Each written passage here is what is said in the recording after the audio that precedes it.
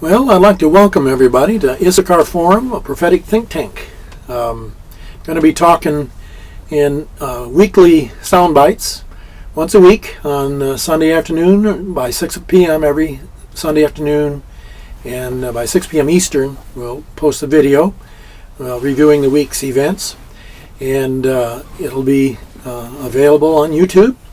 Also, we have a commentary called Elisha Vision Commentary on the internet. It's www.elishavision.wordpress.com, and that's Elisha Vision with an S. And in this kind of introductory video, I just want to give a little overview of what we've been talking about really for several years. Issachar Forum has been in existence for, I guess 8 or 9 years now, just about every Sunday night in the Raleigh, Wake Forest area of North Carolina. And it's open to the public. We usually meet in a restaurant and have a lot of opportunity for questions and answers. And we go over news events of the previous week, and then we talk about how they fit into Bible prophecy. Issachar Forum comes from the sons of Issachar, men who understood the times and knew what Israel ought to do. We want to be men and women who understand the times and know what God's people ought to do. That's from 1 Chronicles 12:32, and that's kind of our guideline for what we're trying to do. In this introduction, though, I want to just give a little overview of one of the main subjects we've been talking about for several years, and it's the Psalm 83 war. Psalm 83 is a psalm, and most people think of psalms as comforting, just for comfort, but Psalm 83 is a prophecy, and there are other psalms that are prophecies, but this one is quite specific, and it describes a war in the Middle East that has not been completed. Some can make a good case for the fact that it may have started kind of technically in 1948 when Israel became a nation, and immediately the nation surrounding them invaded and tried to destroy the fledgling baby little nation. And then the same countries pretty much have invaded several times since then. And in 67, the Great Six-Day War, it was just a miraculous victory for Israel. In the 73 Yom Kippur War, also a victory that wasn't possible for Israel without God's help. And on up to the present, smaller attacks. But there's a couple things I want to share about Psalm 83, and then kind of give a viewpoint, a scenario for what I see coming in the future that could affect really the whole world because of this Psalm 83 war. I might say up front also that the Psalm 83 war is distinct from the Ezekiel 38 Gog and Magog war. Many people tend to kind of lump those together, but I'll suggest to you why I think they're separate. First of all, let me just read a couple things. The beginning of this psalm says, "Do not keep silent, O God, do not hold your peace, and do not be still, O God, for behold, your enemies make a tumult, and those who hate you have lifted up their head." The key here is the personal pronouns, your enemies, speaking to God. Your enemies make a tumult.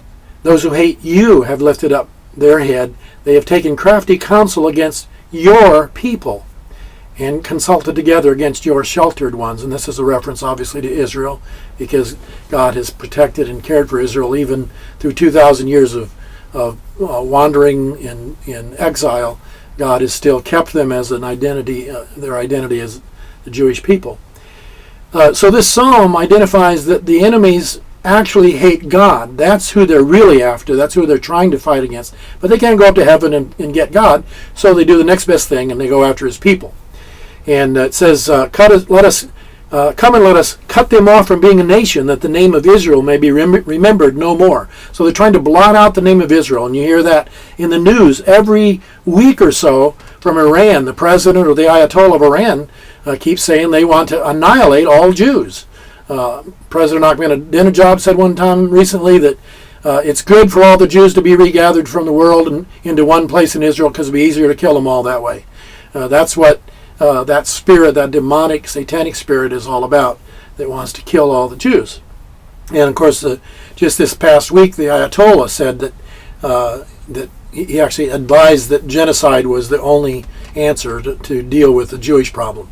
Sounds very familiar, actually, to Hitler when he talked about the Jewish problem, and his solution was also to kill them all. So anyway, just to get to the main point here, as you go on down in this psalm, beginning at verse 6, it lists the names of the countries that attack.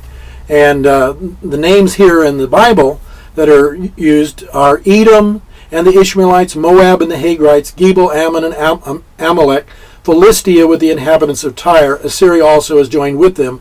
They have helped the children of Lot. Well, those are kind of the ancient names for the lands. But if you put those names and where they were in ancient times, the land area that they controlled, if you put a modern map over that, you're actually talking about Egypt, Saudi Arabia, Lebanon, Syria, and Jordan. The nations just surrounding Israel. We live in an area, a metropolitan area in Raleigh, North Carolina, that has two belt lines, a 440 belt line that circles the city on an inner belt line, and then the 540 belt line that's an outer, larger ring around the city. Many major cities in America have that nowadays. And it makes a good analogy for describing the Psalm 83 war and then later the Ezekiel 38 war, because the Psalm 83 war lists the nations by name, and they're an inner circle of nations, basically the nations that touch Israel physically in Israel's present borders. Those are the nations that will attack in the Psalm 83 war, and they have been attacking over several decades. I believe we're about to the time where the major final battle will take place. Now here's the kind of astounding fun fact, you might say, is that when Israel is attacked in this final battle of the Psalm 83 war, I believe Israel is going to win, only with God's help. And when they win, they will then expand their borders from the river of Egypt to the great river Euphrates, which is the borders that God promised to Abram in Genesis 12. So that will be fulfilled, I believe, as a result of the Psalm 83 war.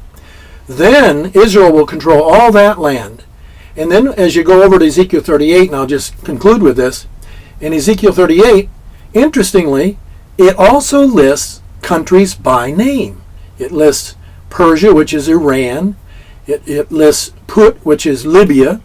It lists Ethiopia, which is modern-day Sudan. It's a little confusing because there is a modern-day Ethiopia, but that's not the one in the Bible. The modern country is Sudan.